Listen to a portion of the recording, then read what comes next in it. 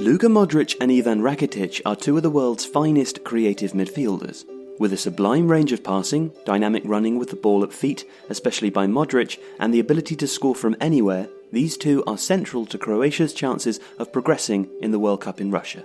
It's not all been plain sailing for the pair so far though, leading to some comparisons with other midfield duos that have tried unsuccessfully to play two similar albeit brilliant players together. At Real Madrid, Modric lines up in a midfield three, with Casemiro protecting and doing much of the defensive screening, freeing Modric and Toni Kroos to get forwards or sit off and play passes.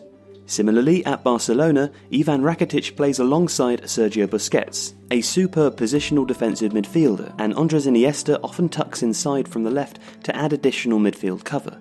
For their club sides, therefore, both Modric and Rakitic are assisted by a positionally secure defensive-minded midfielder and a formation or system that affords them more cover.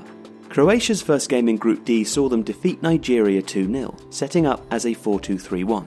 Luka Modric and Ivan Rakitic played as the double pivot, behind a front four of Andrej Kramaric in the middle, behind Mario Mandzukic, and Ante Rebic and Ivan Perisic flanking. In the first half especially, this setup did not work well for Croatia. Rakitic and Modric sat back, trying to find space between the Nigerian forward and midfield lines to gather the ball off the centre-backs or full-backs. This meant that they were often very deep, and there was too much of a gap between them and the front four, who either had to drop off, affording Nigeria's quick defenders a high line and compressing the space in which Croatia could play, or being easily marked by Nigeria's backline if they stayed high. While Modric and Rakitic both played some sumptuous passes long to free Ante Rebic, Ivan Perisic and Andrej Kramaric, it all too often felt like the team was disjointed. In defence, both players were caught out trying to guard the midfield area, neither are great ball winners, and again, either Croatia had to sit deep, which made countering difficult, or they defended as a 4-2-4, which left them exposed in the middle of the pitch.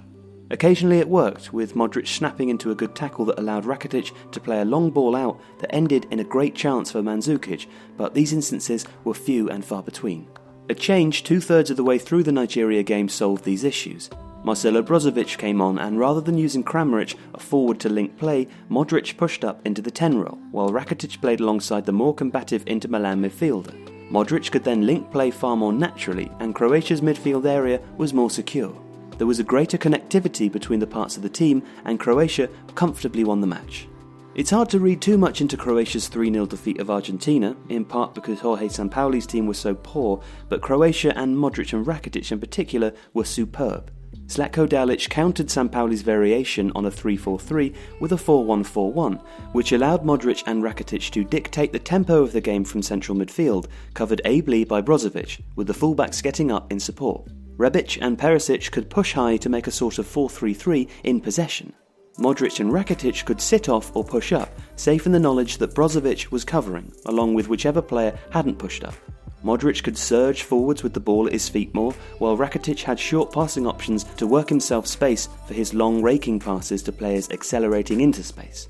For Argentina's incompetence, Croatia were very good, and none more so than their two midfield stars, both of whom finished with goals.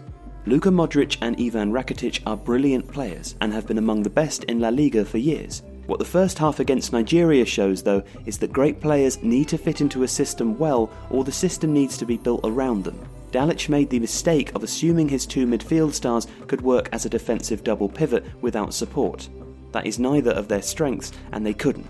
But Dalic learned, adapted, and Modric, Rakitic and Croatia flourished. Croatia reached third place in France 98. This tournament, quarter-finals will be the bare minimum expected, and with this midfield, they could go further. Modric, Rakitic and hundreds of other professional players are available to trade on Football Index, the real money football stock market. Have a look at the link below and also see details of a special promo code for Tifo viewers.